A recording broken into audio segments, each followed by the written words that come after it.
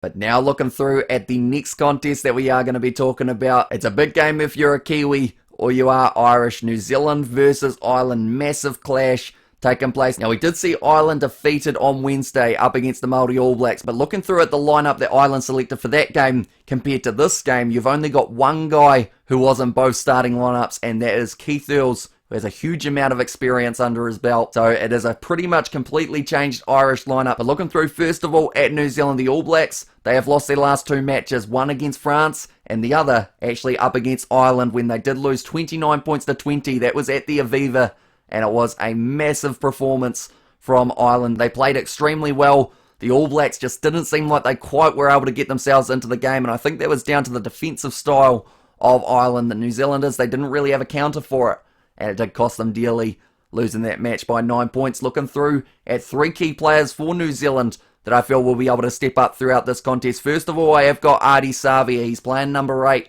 for this game for the All Blacks. Brings that physicality. He did very well up against the Springboks, and due to that, I feel he will be able to bring that physicality up against the Irish as well. But it's still not going to be too easy because he's up against one of the best loose forward trios, if not the best loose forward trio in world rugby today. It's going to be an awesome clash. Ardie Savea will have his hands full alongside Sam Cane, and also Scott Barrett actually playing number 6 for this contest as well, which seems to have really split the rugby community. I've seen a lot of people not too happy with Scott Barrett being the number 6.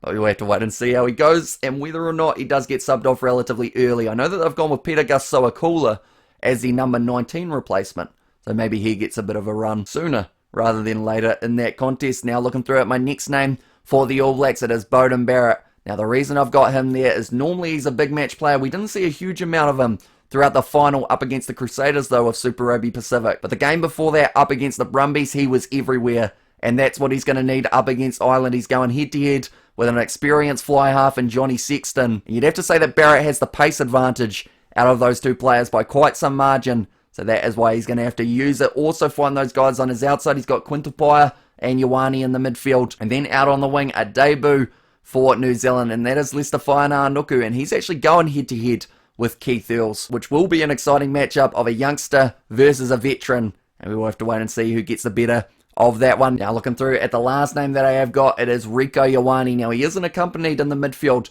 by his Blues teammate Roger Tuivasa-Sheck, but he will certainly enjoy playing alongside Quintupaya, because Quintupaya, he'll run that ball hard at the line, which will create more defenders heading towards Tupaia, which may free up a little gap for Rieko Ioane to be able to run through, because we know once he's through a gap, he's normally gone, and it's going to be a tough job for Hugo Keenan in behind. But nonetheless, now looking through at Ireland, what I can tell you about them, they have got 4 out of 5 wins of the Six Nations, only losing to France 30 points to 24, and that was in France, which makes it just a little bit tougher to be able to take down the French. They lost to the Māori All Blacks 32 to 17, but the thing that I'm going to say about that game, like I mentioned, completely different lineup. Only Keith Earls starting this game and that last game, but they've got a strong bench, and it's actually some of those guys who played well up against the Māori All Blacks who are going to get themselves those bench positions. The likes of Bundy Aki, who did score the try for Ireland in that first half. But looking through at key players for Ireland in this game, I have got Tyke Furlong as my first name. He's going to really cause problems at scrum time. He loves a big push in the scrum, and he's going to be going head-to-head with George Bauer for a start, and then if they decide to sub Bauer early,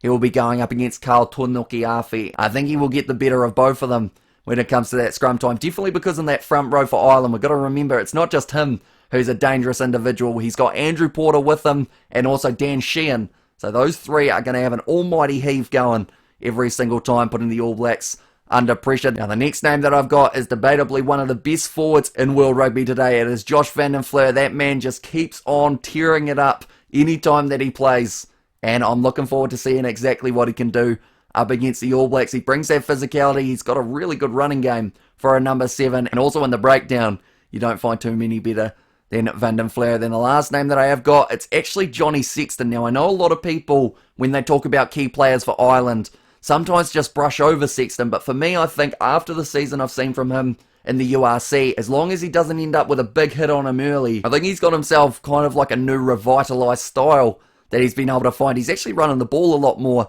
than we used to see Johnny Sexton. Now the question is whether or not he'd still consider running if big Brodie Retallick ends up driving him backwards, but I think if he doesn't, I think Johnny Sexton's going to have a decent crack at this matchup. I'm excited to see what he can do, and the fact that he's got so much experience. And not only that, we need to remember it's not just about the way that Johnny Sexton runs or passes the ball, it's how he kicks it. He was able to get himself plenty of penalties throughout that last match that New Zealand did end up playing Ireland, and that was actually the deciding factor. So 3-pointers, New Zealand's discipline up against Ireland is sometimes lacking, and that is why I think Johnny Sexton might be able to make the most of it, getting himself possibly around 15 or so points throughout this fixture as well. And now we're up to that stage of trying to predict a winner of this game. I know that no matter what, whether I say New Zealand or Ireland, people will probably disagree, but for me in this match, I think it's going to be extremely close, because New Zealand, I don't see them running away with it, but I see them also still being able to get themselves the win. So for that reason,